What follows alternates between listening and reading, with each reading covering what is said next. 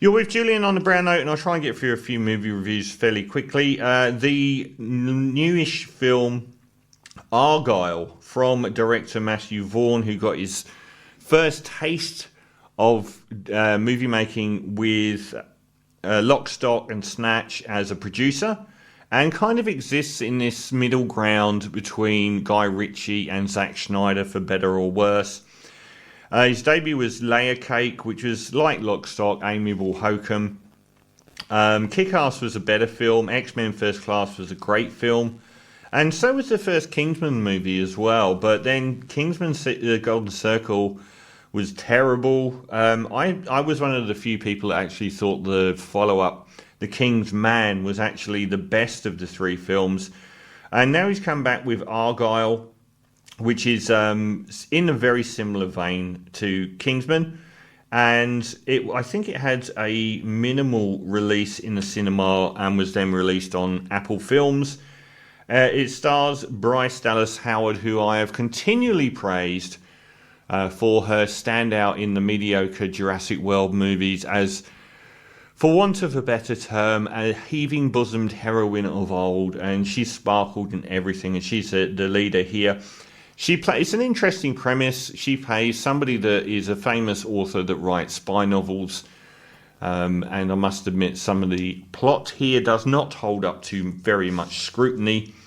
And she writes this story about Henry Cavill as Argylle, who goes around the world gallivanting as a James Bond character, which exists within the film as this sort of like alternate reality version of what's going on. But what's really happening, and I'm sure I've seen this in the plot device somewhere else as well in a different film, is she actually was a spy and is actually remembering parts of her past, which she's putting in these books without knowing. So she then becomes embroiled in this big international conspiracy because she's basically telling the world what happened in her own life, and she's part of this huge secret underworld, which her main point of contact is Sam Rockwell, unusually used here as the counterpoint spy to who she was.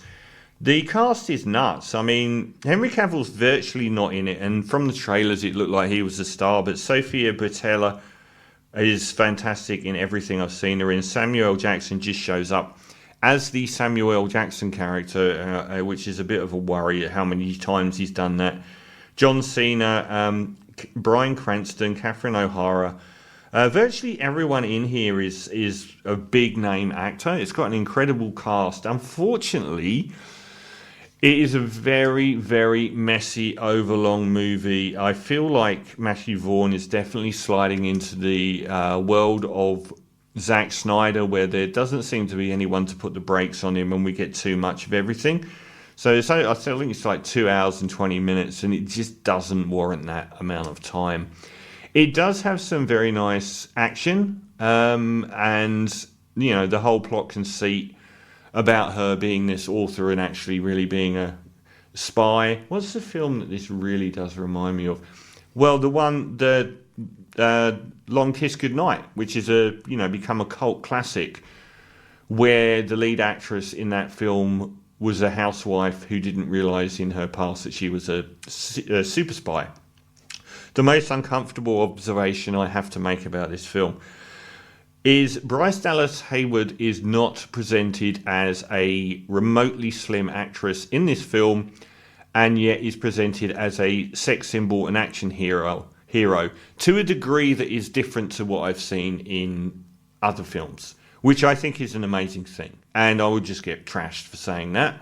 But I did notice, and I've always gone on at length about how much I love Bryce Dallas Howard, but the fact that she's able to occupy those spaces all at once, I thought was excellent, instead of being like the mum. So I really did enjoy that, and the chemistry and the performances between Bryce Dallas Howard and Sam Rockwell is excellent.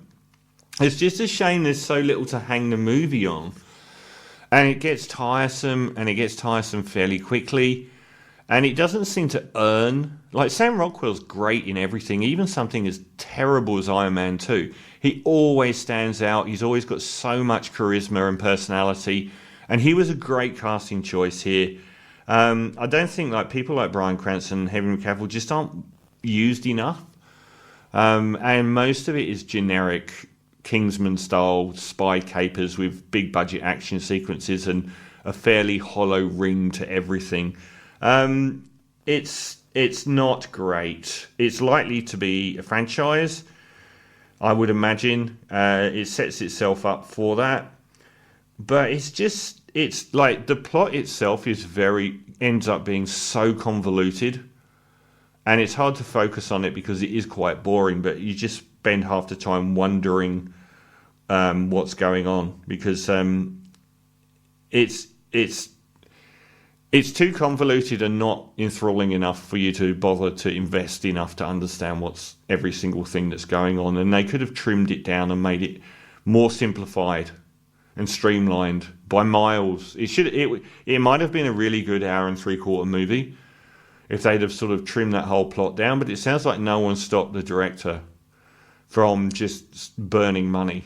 But it is far better than the likes of the second Kingsman film and a couple of his others. But it's still a letdown, and it's still not really something you're going to get to the end of and think, I'm really glad I watched that. More, I kind of wish I hadn't. So I'm trying to get through these fairly quickly. Argylle, I'm going to give a 4.5 out of 10, just below worthwhile at all.